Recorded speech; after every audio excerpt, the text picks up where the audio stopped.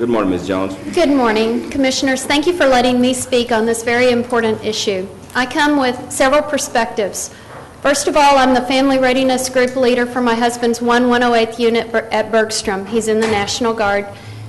With this role, I support the families that are left here stateside during deployment and then support the unit as a whole while the unit is here. Currently, they are here. But 2 years ago, they were deployed, my husband as well. And during that time period, those 2 semesters, I was at St. Ed's as a student in professional counseling. My coursework was focused on veterans issues during that time. I have 15 hours towards that degree, a master's level degree. What I learned during that time was different than being the spouse of a deployed soldier.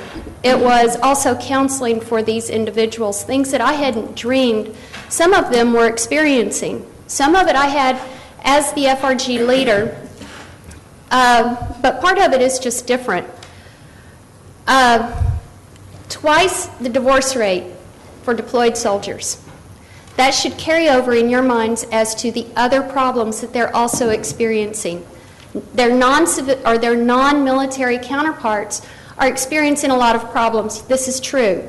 But the only thing that can come close to deployment is incarceration.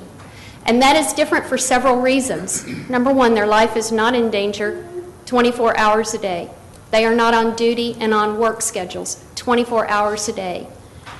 They aren't missing their loved ones by a 10-hour, oftentimes 10-hour difference in time zones. The lack of intimacy, the lack of their family, the lack of having communication with the people that they know and love cannot be compared to anything in the civilian world. These people are a special part of our community.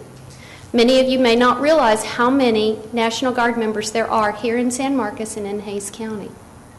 There are quite a few. I actually think that this court should be extended to include anyone who is a veteran, only because we cannot compare what we experience in daily life with what it is like to be a veteran and overseas, away from your family for a 12 to 14-month deployment.